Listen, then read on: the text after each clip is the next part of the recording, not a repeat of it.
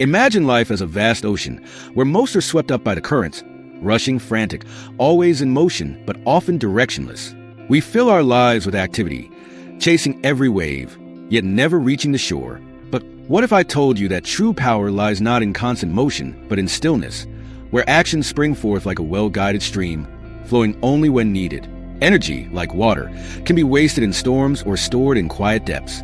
The world around us often encourages us to spill our energy in endless exhibitions of excitement, fear, ambition. Yet, those who master detachment know that true strength comes when energy is preserved, like a river held behind a dam, released only when it will serve the highest purpose. The energy of the wise is not like the frenzied haste of the world. It is quiet but vast, a hidden reservoir. When you are detached, your energy is not for dissipation. It becomes a tool for creation, not destruction. Like a well-tuned instrument, it does not strum itself randomly. It waits until the moment arrives to play the perfect note.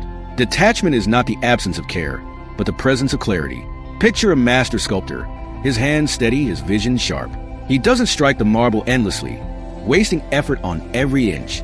No, he waits, he studies, and with one focused strike, the form emerges. His energy is like that chisel, purposeful, not reckless.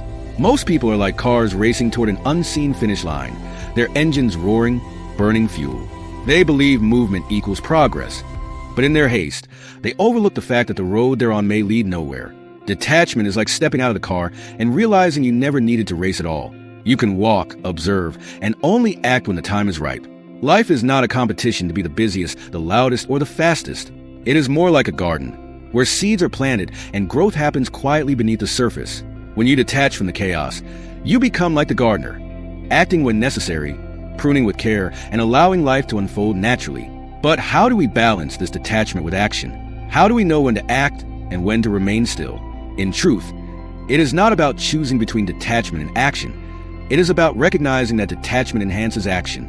Imagine a pendulum. When it swings too wildly, it cannot settle, and its energy is wasted. But when it finds its center, it moves with precision. So, too with us.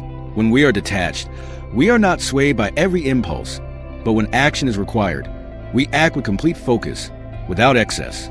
Detachment grants us freedom from unnecessary action, and that freedom, in turn, gives rise to actions that matter.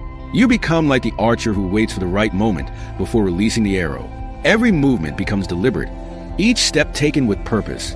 So, the next time you feel overwhelmed, rushing to meet life's demands, remember, stillness does not mean inaction.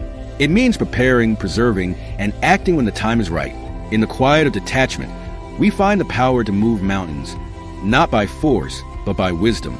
True mastery lies not in how much you do, but in knowing when to act and when to simply be. Let your energy be like the sun, rising only when needed, yet illuminating everything it touches.